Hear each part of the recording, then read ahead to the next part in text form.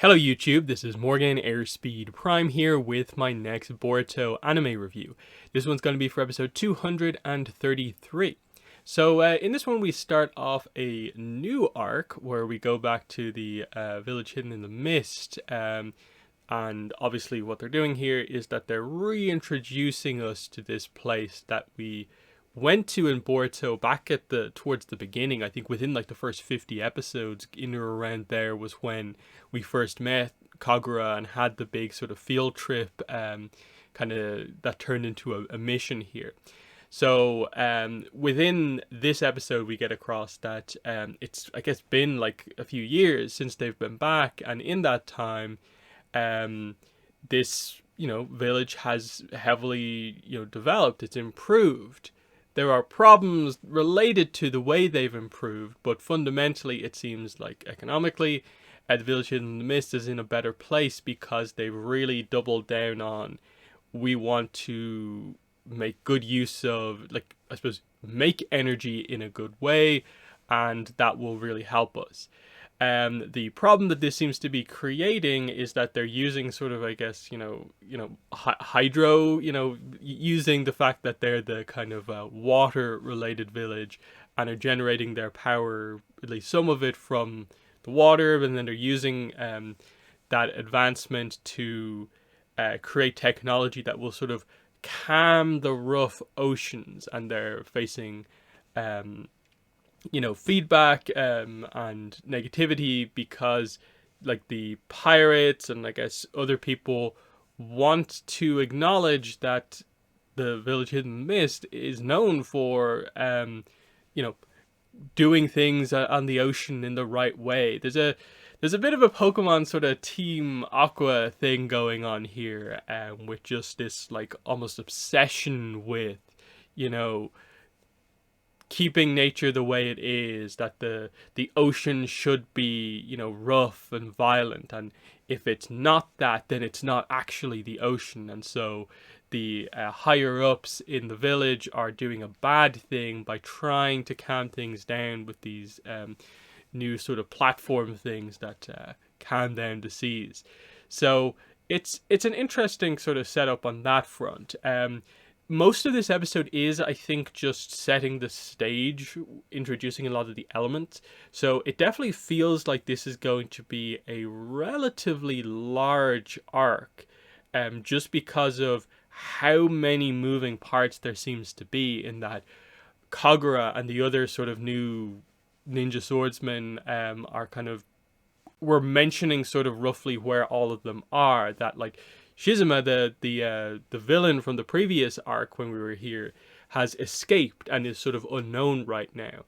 A few of the other ones are just in other facilities, but then they do mention that 3 of them are in this facility that Kagura is now the warden of. So I think they're going for some sort of idea that at least these 3 characters are going to have a bit of an arc where either they maybe are tempted to join up with these new villains, or maybe might go the right way. Kagura does mention that he feels that they're all starting a little bit of a turning over a new leaf, effectively, that they're trying to start again, but then they still seem to have a little bit of that villainous edge to them. So I suppose we'll just be playing with them being maybe tempted to go down one path, but they might actually go down the right path. We'll see where things go in terms of, like, will we actually maybe end up at the end of all of this with a proper 7 ninja swordsmen in place in the mist. That would be cool to have everyone on side and not have them just always be this sort of rebellious group that none of them are ever on the right side, I suppose, effectively. So there's a lot of cool stuff here with regards to, like, oh, I guess Shizuma is going to join the story at some point, and that's going to be a major aspect of this. But like I said, a lot of introductory stuff in that even when Boruto goes to visit Kagura in the prison, one of the main things that they do is Kagura introduces Boruto to one of their most, I suppose, dangerous prisoners who they have a very specific cell for. And it's a very the way Magneto was imprisoned in those X-Men movies, that kind of type thing of, like, well, he's dangerous because I guess his water style jutsu is lethal. so we can't have a single drop of water. So it's very that sort of keep any metal away from Magneto. It's very keep water away from waterbenders. Uh, like Hama's backstory from Avatar, um, that sort of thing. I'm fascinated because I'm convinced, you know, he's going to get some water, he's going to do some crazy stuff, and they're going to, I suppose, I think they're going to have to reveal that he's going to have some like wild water style jutsu, or he's just like insanely powerful, or maybe he has some sort of a Keke Genkai that makes him like wildly powerful. Because they present the idea that like he's like a pirate in some way. There's also this mysterious character who we see right at the start and very end of the episode, who seems to be the one maybe starting some of this sort of terrorism that's happening here. Who might be, I suppose, related from the same clan as this other guy, because he also seems to be a pirate in some way.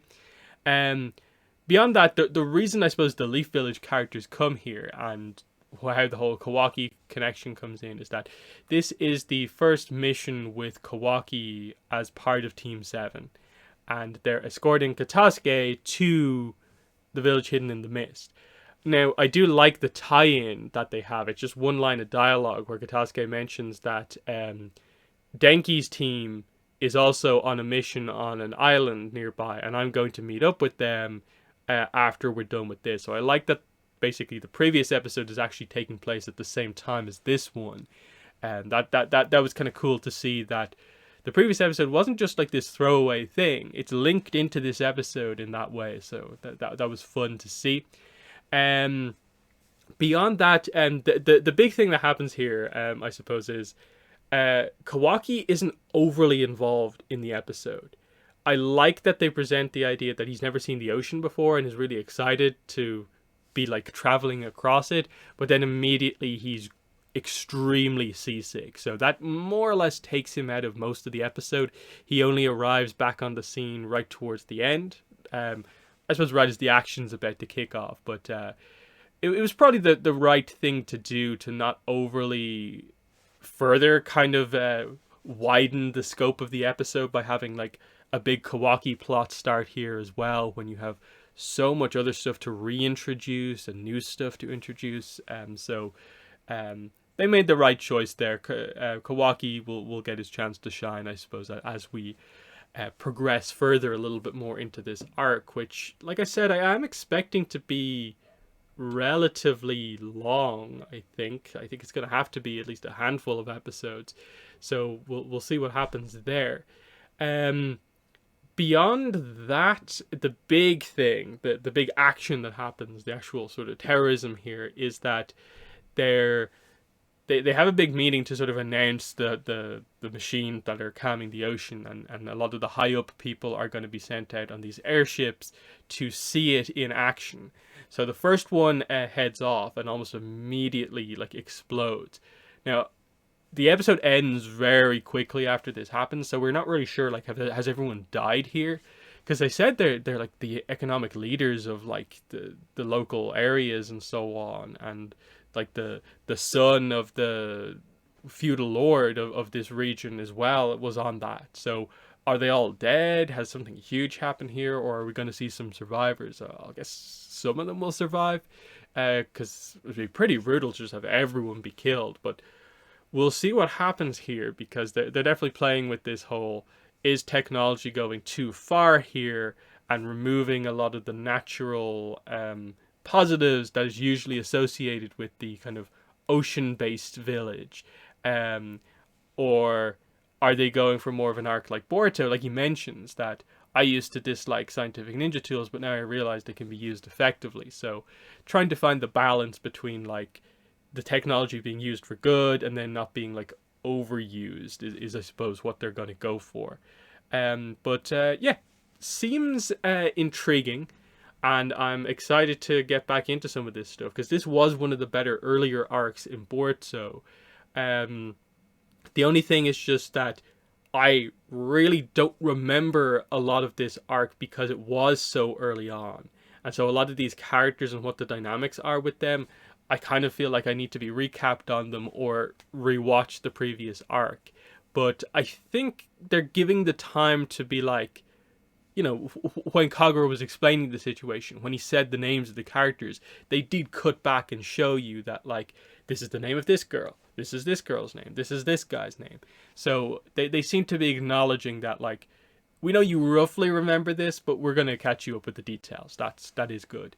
So yeah, solid opening to this arc. But in the comments, let me know what your thoughts are. How do you think this anime original arc is going to go? How excited are you to return to these characters, this location? But yeah, that has been the video. Thanks for watching, and bye.